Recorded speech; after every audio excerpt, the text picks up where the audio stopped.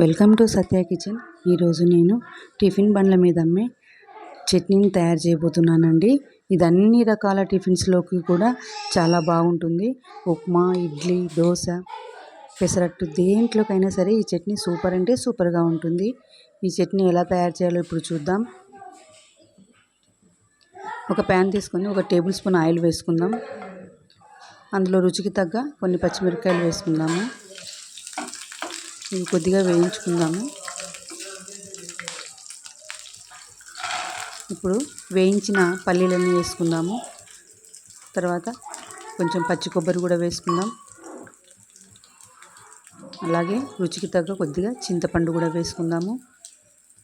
కొద్దిగా పుట్నాల పప్పు వేసుకోవాలి. ఇవన్నీ లైట్గా వేయించుకుందామండి.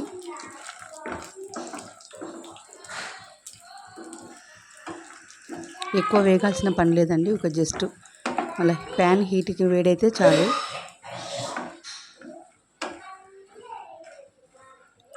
కొద్దిసేపు చల్లార్చుకుందామండి. చల్లారిపోయినాయండి. ఇప్పుడు మిక్సీకి వేసుకుందాము.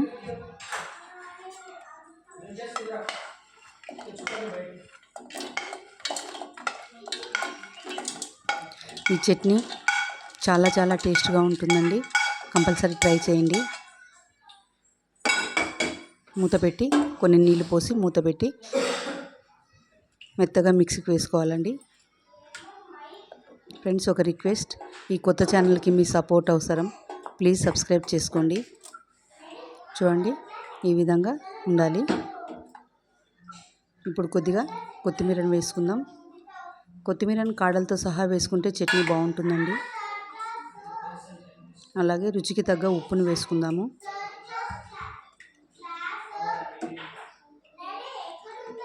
మూత పెట్టి మళ్ళీ మిక్సీకి వేసుకుందాం.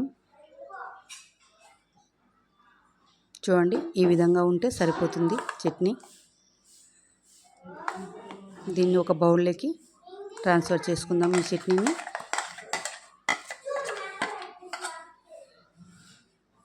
కొంచెం మిక్సీని కడిగి అందులో వాటర్ని కూడా చట్నీకి కలుపుకుందాం. మీకు ఇక్కడ గట్టి చట్నీ కావాలంటే ఇలాగే ఉంచుకోండి. లేదు, కొద్దిగా చట్నీ లూజ్గా ఉండాలనుకుంటే కొద్దిగా వాటర్ యాడ్ చేసుకోండి. అది మీ ఆప్షనల్ అండి, లూజ్గా ఉండాలా గట్టిగా ఉండాలా అనేది.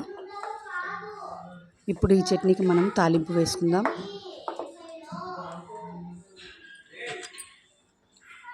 ప్యాన్లో 1 టేబుల్ స్పూన్ ఆయిల్ వేసుకుందాము.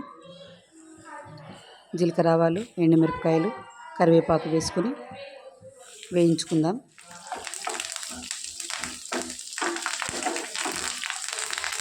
తాలింపు రెడీ అయిందండి. ఈ తాలింపుని చట్నీలో కలుపుకుందాం.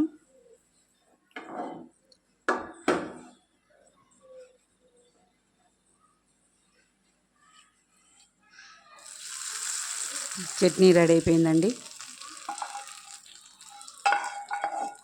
మీరు ఈ చట్నీ ట్రై చేసి మీకు ఎలా వచ్చిందో కామెంట్ చేయండి. అలాగే ఫ్రెండ్స్కి, రిలేటివ్స్కి షేర్ చేయండి. సబ్స్క్రైబ్ చేసుకోండి. Thank you for watching.